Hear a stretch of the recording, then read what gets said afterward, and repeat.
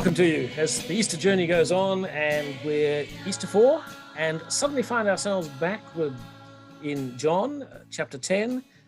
You may be able to help me wonder why, Kelvin, but perhaps you have some background to this passage anyway. Welcome to you, welcome to Tony, welcome to Diana. Yeah. Good to see you. It's an interesting passage. It's about how we know things in a way. And as in most gospel passages, nothing here is accidental.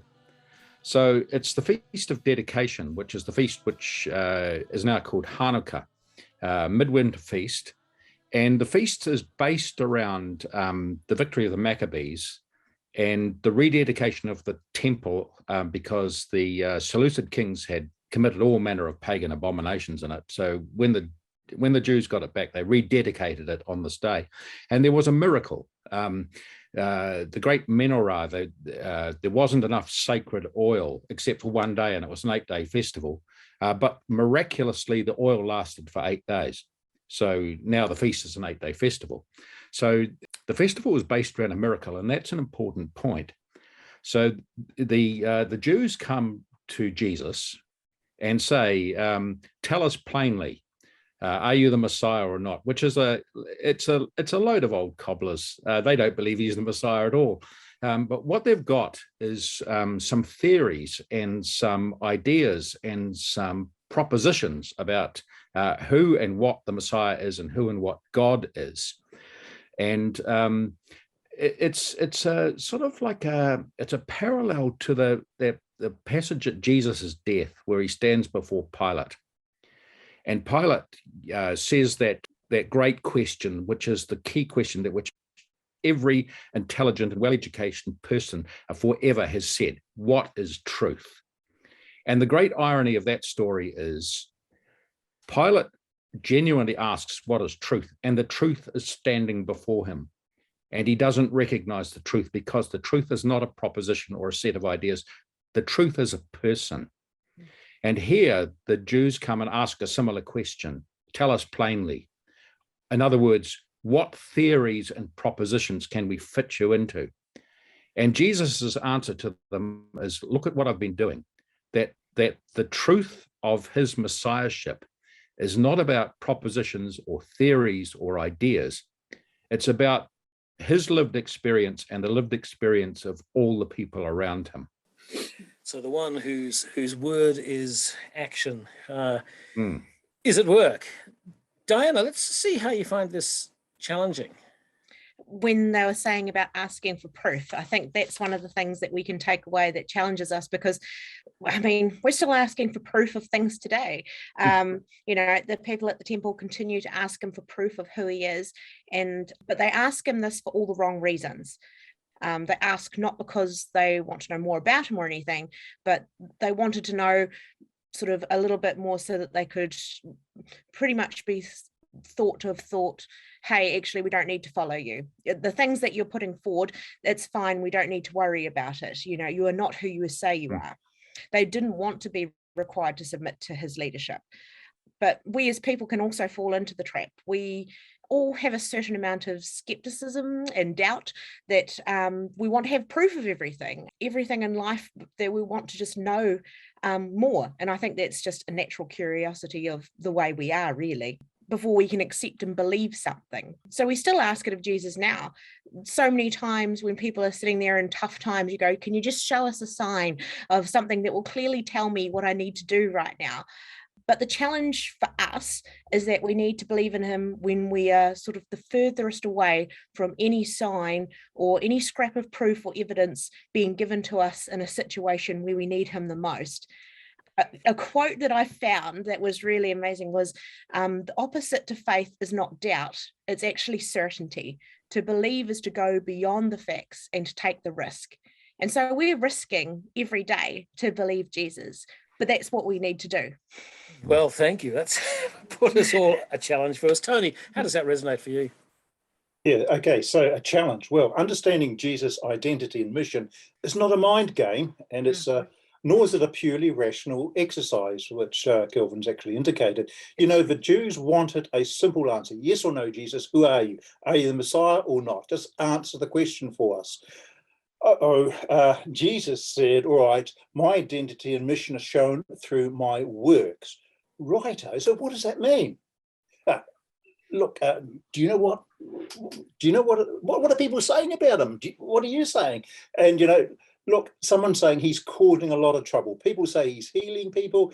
Then a whole lot of stuff about demons, which I don't understand. And this incredible rumor going around that he's raised someone from the dead. I don't know who he is. Who is this guy, Jesus? Why can't he actually be straight with us? Who are you? So the challenge, if you like, the answer to this question remains. And I'm reminded of the beautiful words from Jesus Christ Superstar, which says, I don't know how to love him, what to do, how to move him. So who are you, Jesus? The challenge, the answer to this question was the basis of this conversation on that cold winter's night with the Jews and remains for us today.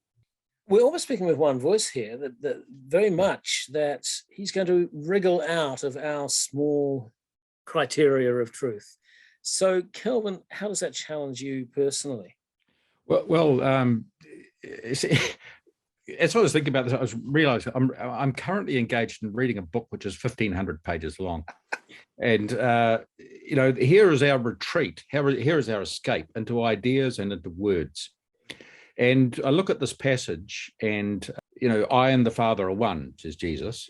And what have we done with that? We've turned it into the basis of all manner of Trinitarian debates for the last 2,000 years and divided the church beyond reason. It's all very well to point the finger at these old guys rushing around saying, tell us plainly, when me, and I think many other Christians, are prone to the same trap of getting into our heads and defining things out of existence, and that way escaping from the reality of the living Christ and the challenge he gives to my everyday existence. So I'm hearing to move from the head to the heart. Tell me then where, and I'll go back to you, Kelvin, where the good news is once we've made that move to the heart. We see, I'm not sure that it's the heart. Right. I think it's the whole of existence. I think it's because the mind is still it's an important part of us. But the good news is that Jesus is here for everybody and for all of their lives. And the people around him, the ordinary people who do recognize that he is sent from God, are doing that because he has made a significant difference to the way they live and the way they relate to God and to the world and to themselves. And that's the good news for me, is that's what Jesus offers me. If I get out of the little traps that I continually lay for myself. Okay, so the whole of our being responding. Tony, good news as we make that response? Okay, so for me, putting it simply, the good news in this passage is the followers of Jesus are secure in the love of God.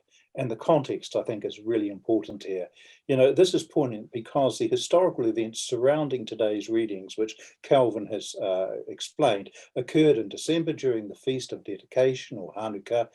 And the origin of this particular festival, as we know, is surrounded by heroism and trauma.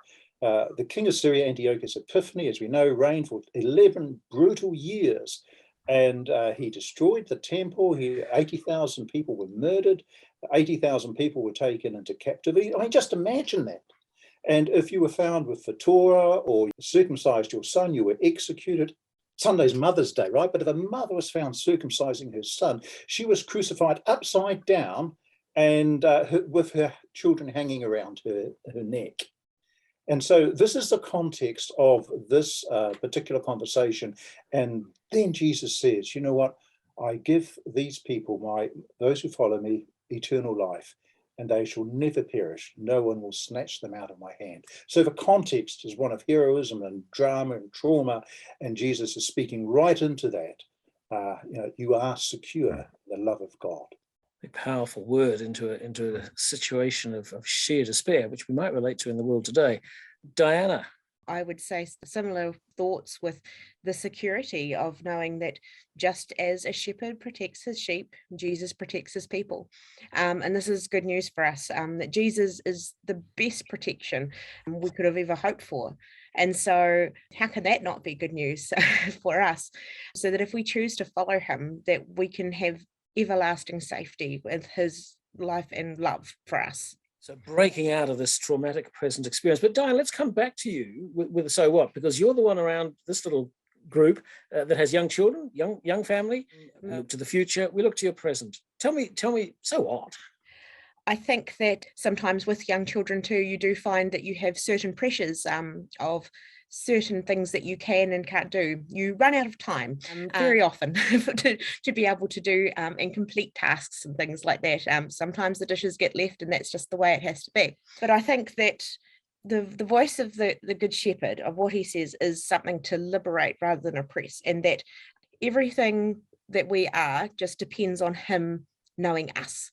And we don't have to try and meet a certain level to be loved by him, that we don't have to be perfect. We don't have to, keep the most amazing household. And sometimes the dishes need to be left, that, sometimes you wonder whether you might be good enough to share his word. Am I a good enough Christian? Am I a good enough person to be explaining the good news to somebody? But thankfully, nothing is a waste of time when you're talking about Jesus. And so no matter how short you are on time, or the person who you're talking to, who you wonder, are they going to comprehend any of this at all, that you are mentioning God just as the way he intended it to be introduced to this person, that you're making people aware that you're part of his flock. If you're doing that, then that's all you can be expected to do. So however you come to God, he will accept you. You're part of his flock, no matter what you can or can't do. And in that, that turmoil of life, we need to recognize that voice. Personal turmoil, and every day, some parts of the world in huge turmoil. Tony, so what for you as you move around in your ministry and your life? So what for the people you encounter? This is really huge for me. It seems that Jesus' real answer to his identity and mission could only be obtained through what I would call divine activity. Jesus said, "You do not believe because you're not my sheep," implying that somehow there's some type of interaction with the sheep, the individual, and God, and that creates a knowledge of who Jesus is. So actually, this means his first answer, which was, look at the works I do in my Father's name because they testify about me, was actually a phony answer, because he later said observation actually wasn't enough. They needed divine activity to belong to Jesus and to be his sheep. And that alone would answer the question of who he was. I take from Jesus' conversation that if we want to understand his identity and mission, then we need to experience divine activity in our lives. So here we are presented with a chicken and egg scenario. To know who is Jesus, first we need to belong to him. And then in belonging to him, we will know who he is. So we arrive at a conundrum, a paradox. No wonder the Jews were confused and a little ticked off by Christ.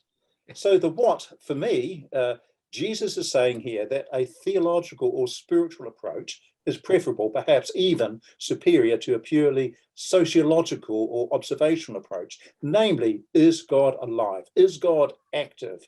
How is God active? Or has God withdrawn, left town, so to speak, and so on? Well, there's some thoughts, Kelvin. That leaves you in a nice position to tell me a final so what. I guess the so what is something that sits with me continually. Is that the end of all our inquiries? What is the nature of the world? What is the nature of truth? What is the nature of reality? And God's answer is a human being. God's answer is Jesus Christ. It's that for me is the most astonishing and wonderful thought, and an encouragement to get out of my own way and allow God to love me and to reveal God's self to me.